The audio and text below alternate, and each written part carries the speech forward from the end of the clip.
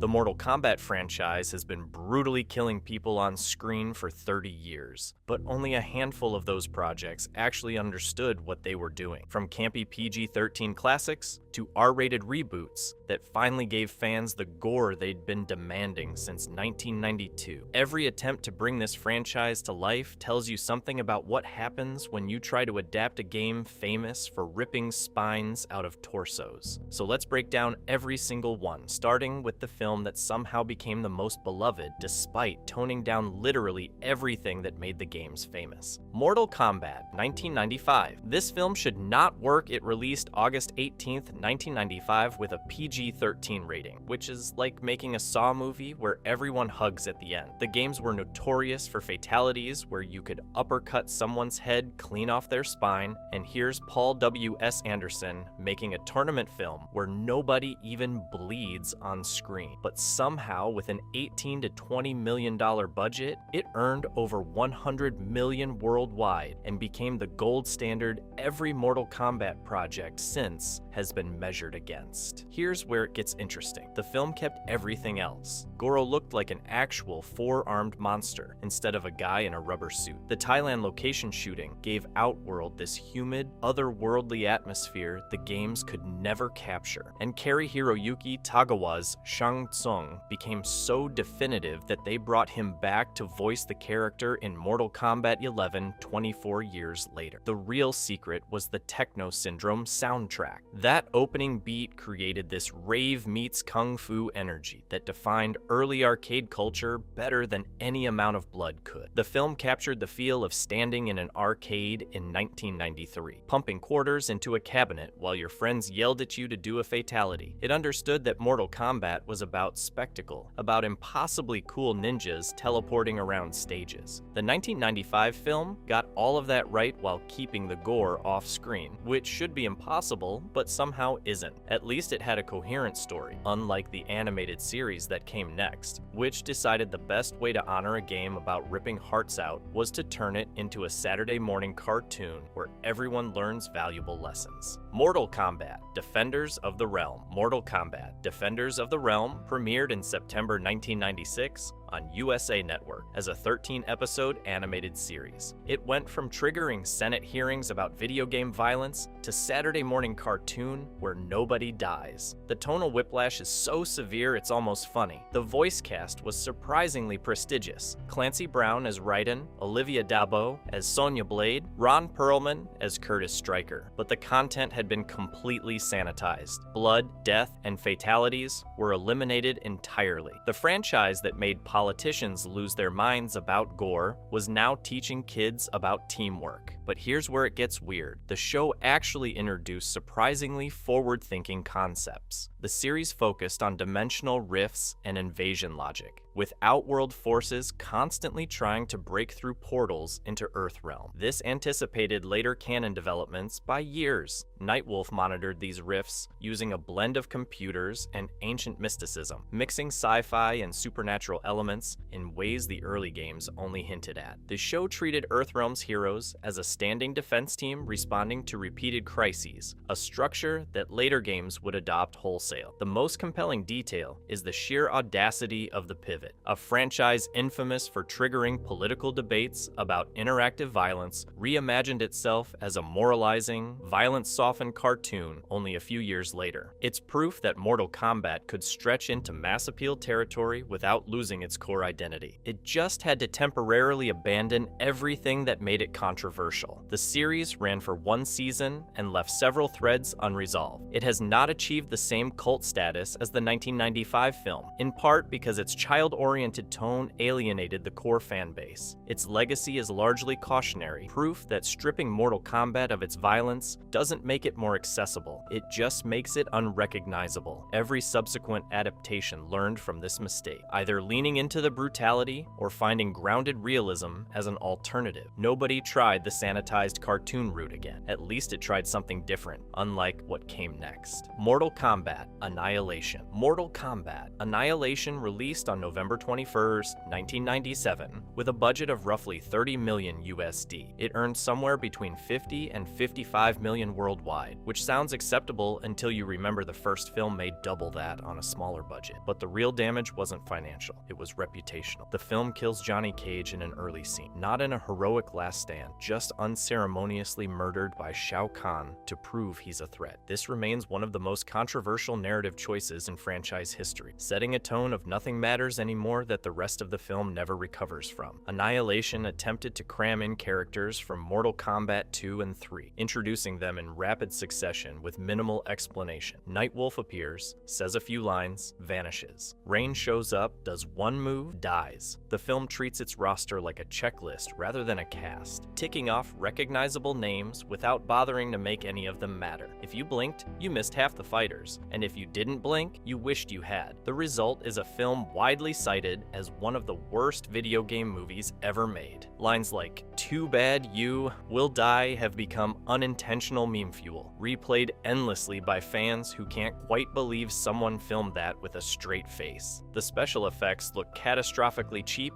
even by 1997 standards. It's a textbook example of adaptation failure, demonstrating the risks of literalism without structural discipline. Annihilation effectively ended the live-action franchise for years. The film became a cautionary tale, a benchmark for how not to do it, referenced in every subsequent adaptation discussion as the thing we must never repeat. At least it tried to include everyone, unlike the TV show that came next, which had the exact opposite problem. Mortal Kombat: Conquest. If you're going to make a live-action Mortal Kombat show in 1998, you've got two options. Go Saturday morning safe, or go full Hercules in syndication weird. Conquest chose option 2, and honestly, respect. 22 episodes aired between 1998 and 1999, filmed entirely in Florida or on backlot sets that looked like someone's very earnest attempt to build ancient China out of plywood and determination. Paulo Montalban starred as the Great Kung Lao, the champion who existed before Liu Kang. Jeffrey Meek played both Raiden and Shao Kahn, which is either brilliant cost-saving or the showrunners having a laugh. The premise is pure prequel logic. Kung Lao is Earthrealm's defender, Shang Tsung is scheming, and the whole thing plays out like Xena, but with more decapitations. Every episode featured extended martial arts sequences that genuinely showcased the performer's physical skill. No quick cuts to hide stunt doubles, just proper, grounded choreography that understood the difference between spectacle and flailing. But here's the thing, nobody expected. The show ended on a tragic cliffhanger. Heroes dead, Shao Kahn victorious. One season, no resolution, just the bleak acknowledgement that sometimes the champion loses, which, if you know the lore, is exactly what happened to Kung Lao. He failed. Goro killed him. The show committed to that doom from the start, and when it got canceled, the ending accidentally became the most lore-accurate moment in Mortal Kombat screen history. For years, Conquest was this weird hidden gem that people stumbled across in syndication at 2 a.m. It built a quiet cult following among fans who appreciated that it wasn't trying to be the games and wasn't apologizing for it. It was just a serialized fantasy show that happened to star a guy with a magic hat, and it took that premise seriously enough to let him die for it. If you think one tragic ending is rough, wait until you hear about the web series that tried to reboot the whole thing as a gritty crime drama where Raiden was a mental patient. Mortal Kombat: Legacy. In 2011, Kevin Tancharoen convinced Warner Brothers to let him make Mortal Kombat for YouTube, not as a joke, as an actual official web series with real actors, real fight choreography, and a real budget. 9 episodes, 7 to 12 minutes each. Released on Machinima, which at the time was one of the biggest gaming channels on the planet. This was before Marvel was doing Disney Plus shows, before studios knew how to make prestige content for the internet. Legacy was one of the first experiments in taking a major IP, giving it an R-leaning sensibility and distributing it exclusively online, and it worked. tens of millions of views. A second season greenlit, and most importantly, it washed away the stench of annihilation by proving Mortal Kombat could work in live action if you respected the material. But the first season didn't just retell the games, it reimagined them hard. Jax and Sonya episodes played like gritty crime procedurals. Kano was a smuggler with a cybernetic eye, not a mystical assassin. Scorpion and Sub-Zero got feudal Japan origin stories that felt like samurai cinema. Raiden was reimagined as a mental patient in an asylum who believed he was a deity. That's not adaptation, that's total genre recalibration. The performances carried it. Michael Jai White's Jax felt like an actual special forces operator. Ian Anthony Dale's Scorpion was haunted and tragic. Darren Shalavi's Kano stole every scene, and the fight choreography was some of the best Mortal Kombat had ever seen in live action. Then, Season 2 pivoted. Gone was the grounded aesthetic. Instead, we got Shang Tsung's Island, the tournament, mystical temples, and glowing power-ups. The series shifted back toward the game's fantasy framework, and then it ended on a cliffhanger. No third season, no resolution, just an unfinished story. The frustration is real. Legacy proved there was massive appetite for R-rated Mortal Kombat. It influenced the 2021 film, but it never got to finish what it started. But if you think an incomplete web series is disappointing, wait until you see what happens when Mortal Kombat goes full R-rated animation with zero restrictions. Mortal Kombat Legends: Scorpion's Revenge. Almost every attempt to adapt Mortal Kombat into live action has ended in either camp or catastrophe. But in 2020, Warner Brothers tried something different, an 80-minute direct-to-video animated film that fully embraced the R rating and put Scorpion, not Liu Kang, at the emotional center, and it worked. The decision to sideline the traditional Chosen One hero reflects what the franchise had learned over nearly 3 decades. Scorpion is the most iconic character in Mortal Kombat. His yellow ninja outfit, his rope spear, his get over here catchphrase,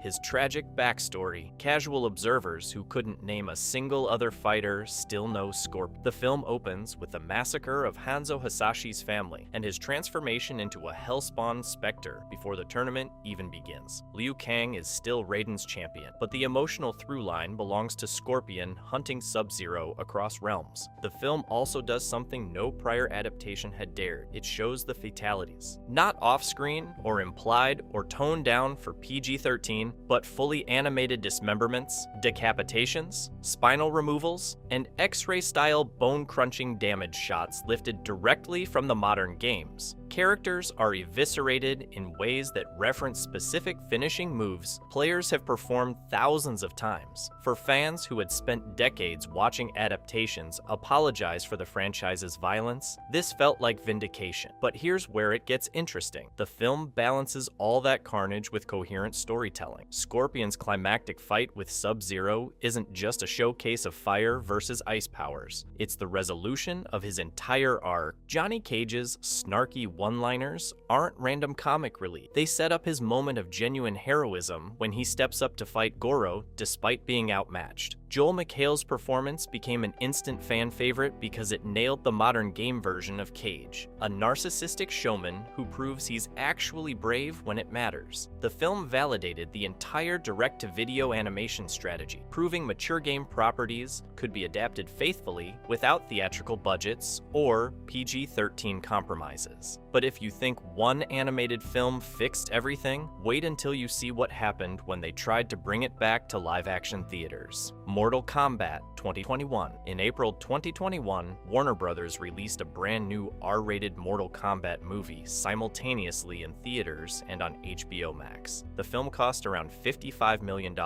ran 110 minutes, and introduced a character nobody asked for named Cole Young, an MMA fighter who discovers he's descended from Hanzo Hasashi. So instead of watching Liu Kang or Johnny Cage carry the story, you got a guy who looks like he wandered in from a different franchise entirely. Here's the thing, the movie doesn't actually show the tournament. Instead, it's a pre-tournament narrative where Shang Tsung sends assassins to kill Earthrealm's champions before the competition even starts. The heroes spend most of the runtime training at Raiden's temple and unlocking something called Arcana, a concept the film invented to explain how everyone suddenly gets supernatural powers. The games never needed that explanation, and neither did anyone watching. That said, the film does two things extremely well. Joe Taslim's Sub-Zero and Hiroyuki Sanada's Scorpion absolutely dominate the screen. Their 17th century prologue, where Bihan massacres Hanzo's family in the snow, is widely cited as the best live-action Mortal Kombat sequence ever filmed. And Josh Lawson's Kano steals every scene he's in, carrying most of the film's comedic weight despite being a villain. The community reception is split. Fans who wanted R-rated fatalities got exactly that. Kung Lao throws his razor hat through a guy's torso, Jax rips someone's arms off, Kano tears out a heart on screen. But fans who wanted an actual tournament felt shortchanged. The film ends with Cole heading to Hollywood to recruit Johnny Cage, framing the entire movie as Episode 0 rather than a complete story. Commercially, it worked. The film earned around $85 million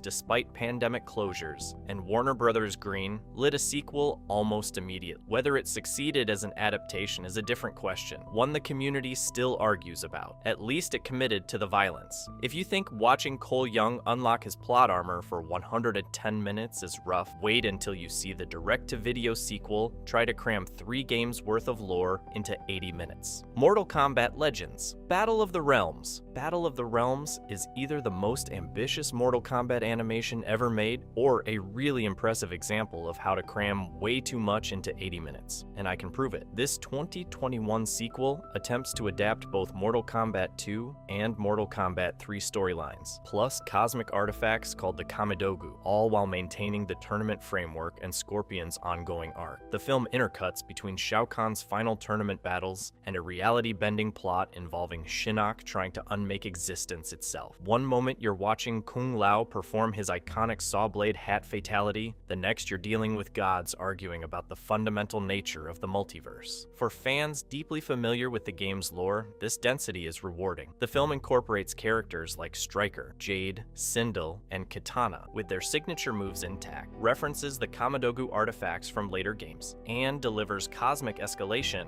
that mirrors how the series itself evolved from Ninja Tournament to reality is collapsing. The animation goes all in on wild visuals, especially during climactic sequences where combatants transform into monstrous forms and literally battle across fracturing dimensions. But here's where it gets complicated. The sheer volume of plot threads creates severe pacing issues. Fights that should be emotional centerpieces sometimes occur rapidly or off to the side. Character deaths feel abrupt because there isn't enough setup time. The film loses the tight emotional focus that made Scorpion's revenge effective. Scorpion's personal arc is less central here, and Liu Kang's ascension to champion doesn't get the same character-focused build-up. It functions almost like a condensed version of several game story modes laid on top of one another. The community response reflects this. Many fans appreciated seeing later-era storylines and cosmic stakes animated in brutal style, but others felt the sequel lacked the emotional through-line and narrative discipline of its predecessor. Critics noted that while the film rewards hardcore fans who already know the lore, it can feel overwhelming to anyone less versed in Mortal Kombat's increasingly complex mythology. Battle of the Realms is a fun, lore-heavy romp that tries to do too much at once. The fights are brutal, the voice acting is solid, and the willingness to embrace cosmic insanity is admirable. It just needed another 20 minutes or a tighter focus to let everything breathe. But if you think cramming multiple game stories into one film is chaotic, wait until you see what happens when Mortal Kombat decides to explore a post-apocalyptic wasteland ruled by an aging tyrant who just refuses to die. Mortal Kombat Legends. Snowblind. The Legends line hit a pivot point in 2022 with Snowblind, and honestly, it needed one. After Battle of the Realms tried to cram half the franchise into 80 minutes, this entry takes a breath, narrows the focus, and does something genuinely refreshing. It tells a smaller story in a bigger world. Snowblind is set in a post-apocalyptic future where Earthrealm has been completely wrecked. No tournaments, no cosmic entities descending from the heavens, just a wasteland ruled by an older, tyrannical Kano who's crowned himself King of the Ruins. That's the hook. A human villain running a destroyed Earthrealm, not some god or demon trying to merge dimensions. It's grounded in a way Mortal Kombat rarely bothers with, and it works precisely because it's different. The story follows Kenshi's journey from arrogant swordsman to the blind warrior fans fans know from the games. He starts cocky, gets humbled hard when he loses his sight, then learns to fight using telekinetic powers and heightened senses under Sub-Zero's mentorship. Sub-Zero himself appears in a reclusive, semi-retired role, having withdrawn from overt conflict, but still willing to guide the next generation. It's a quieter, more contemplative take on Kuai Liang than we usually get. What makes Snowblind distinct is that it operates as an alternate future Elseworlds story, rather than a literal retelling of any specific game timeline. The film doesn't try to fit neatly into canon. It's more interested in exploring what Mortal Kombat looks like when the systems that usually govern it have all collapsed. The result is a character study disguised as an action movie, with Kenshi's arc carrying the emotional through line while Kano Chu's scenery as the primary antagonist. Fans describe it as a course correction after Battle of the Realms, and that's accurate. The smaller cast allows for nuanced development and clearer emotional arcs. You actually care when someone dies because you've spent time with them. The film proves that the Legends line doesn't have to keep escalating stakes to stay compelling. It can explore sideways into alternate futures or forgotten characters and still feel essential. If you think a wasteland ruled by Kano sounds bleak, you're right, but at least it's a human kind of bleak.